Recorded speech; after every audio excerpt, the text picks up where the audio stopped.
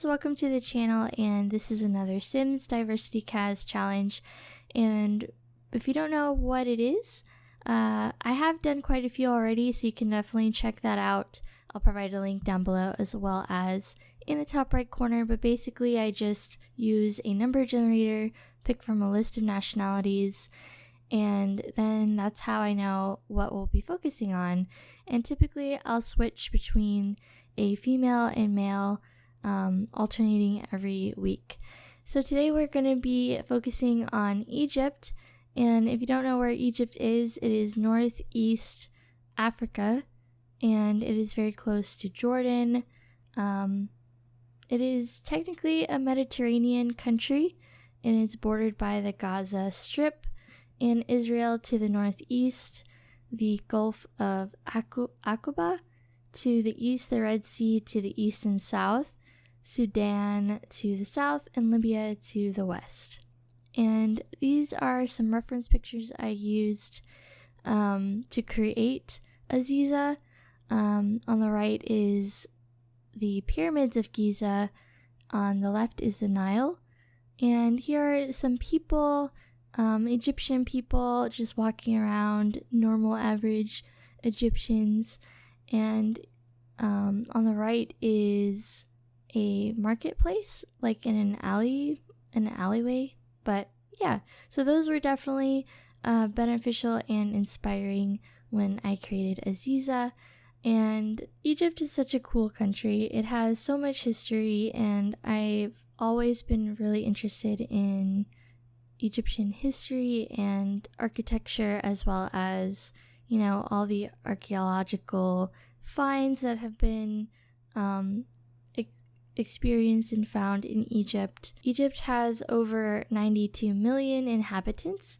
Egypt is the most populous country in North Africa and actually in all of Arab world. The third most populous in Africa after Nigeria and Ethiopia. Egypt has among the longest histories of any modern country, emerging as one of the world's first nation states in the 10th millennium BC. Considered a cradle of civilization, ancient Egypt experienced some of the earliest developments of writing, agriculture, urbanization, organized religion, and central government.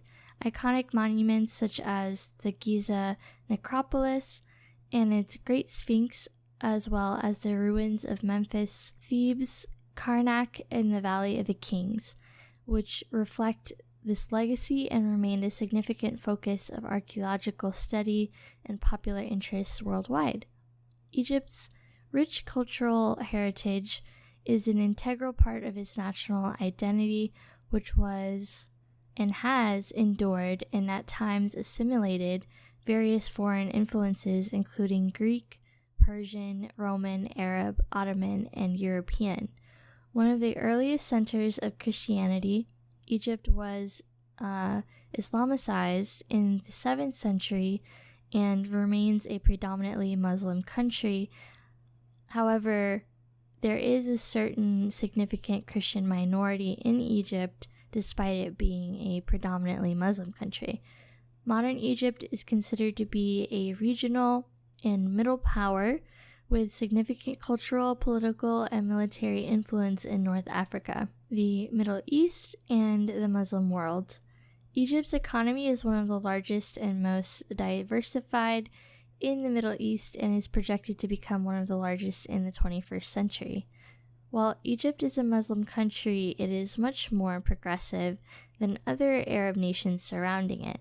Some women wear a niqab, which is a veil covering the face and the whole body essentially, and others wear a hijab, which is just a covering of the hair and neck but not the face, and still others do not cover their heads at all. Women are not required by law to follow a dress code, and Egyptians seem to be very friendly and outgoing people, so that's why for her first outfit I gave her kind of like a coat that had like a scarf. So if she wanted to go into a mosque or a temple of some kind, then she can cover her head quickly, but she doesn't really need to cover her head. In the second outfit I give her for every day, I do give her a hijab because I felt like that was a necessary representation of other women who might not feel comfortable exposing their hair and their face. And I did find a good one. When I uploaded her, I did not include the hijab, but there is quite a few out there if you guys are interested in having a Arab or Middle Eastern woman in your library. So as I was saying before, the Egyptians are basically considered the cradle of modern civilization, and they were one of the first major civilizations to codify design elements in art and architecture. Egyptian blue, also known as calcium copper silicate, is a pigment used by Egyptians for thousands of years, and it's considered to be one of the first synthetic pigments ever made. The wall paintings done in the service of the pharaohs followed a very rigid code of visual rules and meanings. Egyptian civilization is renowned for its colossal pyramids, temples, and monumental tombs. So Egyptian music is a rich mixture of indigenous Mediterranean people, African, and Western elements, and it's been an integral part of Egyptian culture since the beginning of time, probably. The ancient Egyptians credited one of their gods, Hathor, with the invention of music, which Osiris in turn used as part of his effort to civilize the world.